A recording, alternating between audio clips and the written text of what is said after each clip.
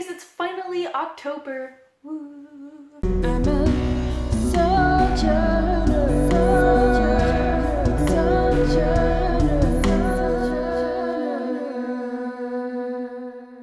I've been living in Japan for 6 months now. I originally moved here on March 17th, but didn't really move up to where I live up in Miyagi Prefecture and into my apartment until around the 25th of March.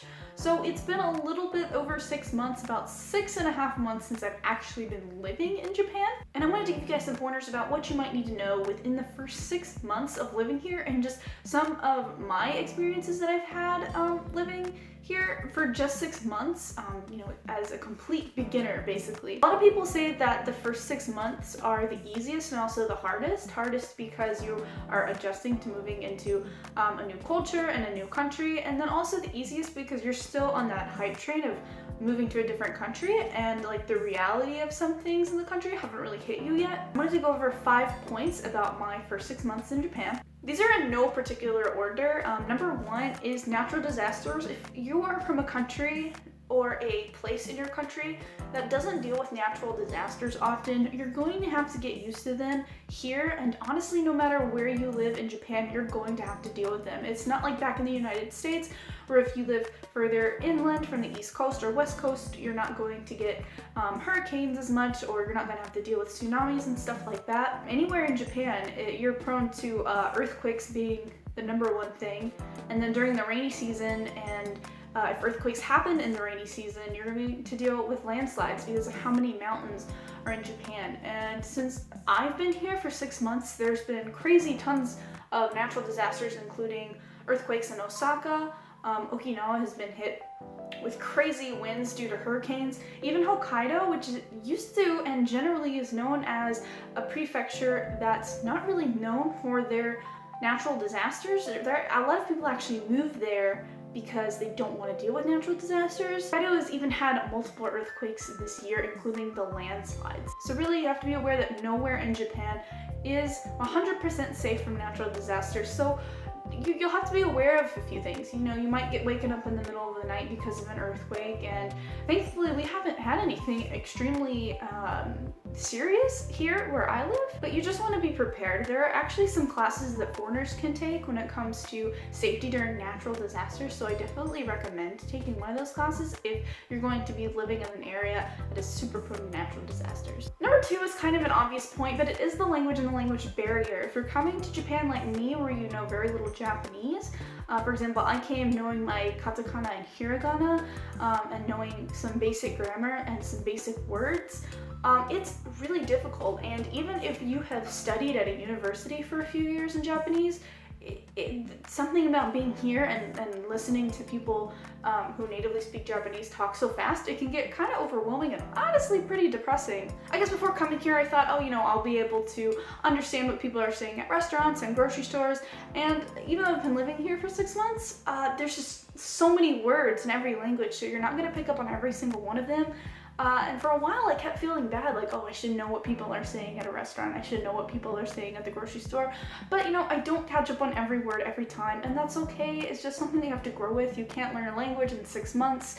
Some people can't even learn a language within 1 to 4 years.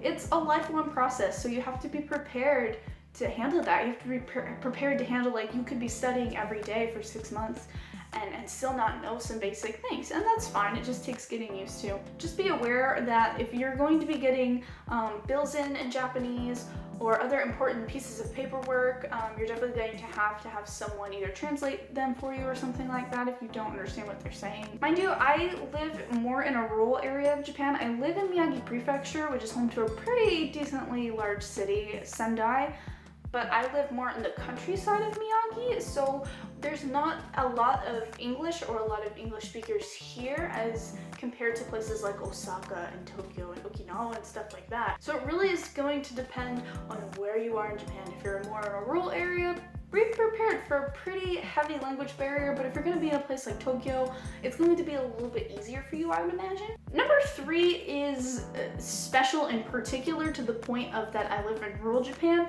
and that is, like, you might feel isolated sometimes and a little lonely, especially if you're someone like my age. Not a lot of people who are my age in their early or mid-20s live in rural lot of them are in college or pursuing a career in bigger cities.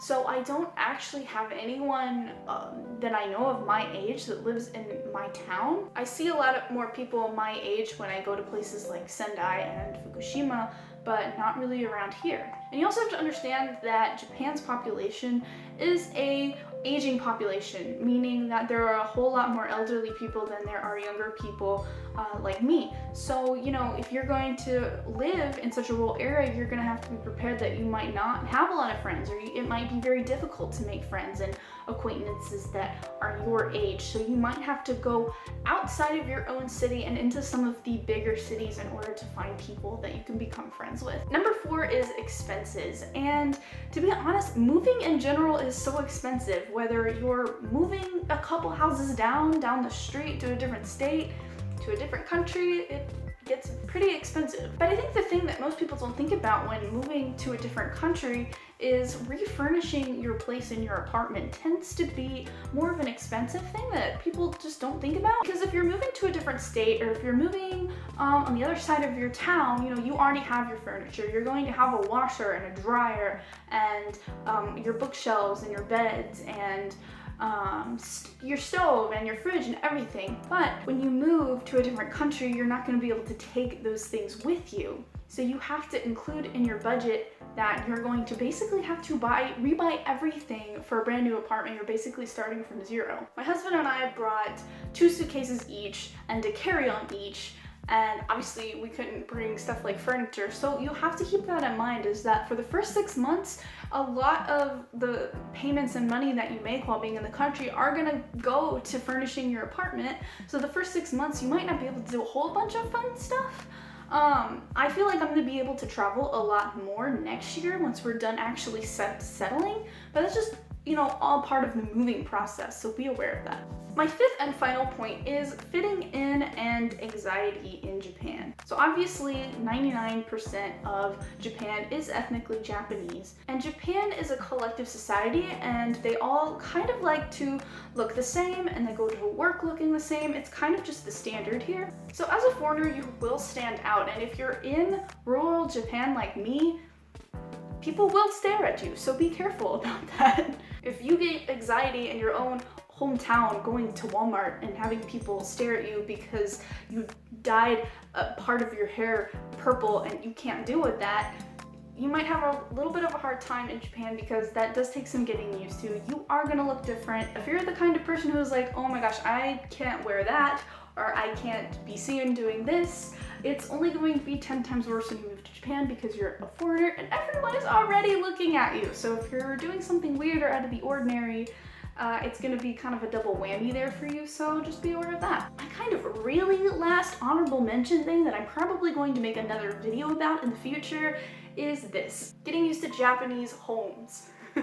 Japanese homes generally don't have central heating or central air conditioning. The baths work different, the toilets work different, the kitchen works different. There's a lot of things that you have to adjust to and get used to. And I understand, you know, after going to work or after being out all day, people want to come home and they want to be surrounded by something familiar and something comfortable. And sometimes it takes a little bit to get used to and get adjusted to your new home that you're just not used to, because everything is so different and foreign. So I think out of this list, the hardest thing for me personally has been language. I feel like I've been studying a whole lot. I study in books, I study via video, I study just vocabulary straight off the JLPT website, and I do a lot of writing. And it's hard when you do a lot of work at home and in your own time, and then when you go out to use it, it seems like you choke and you can't use it, and that can get pretty discouraging.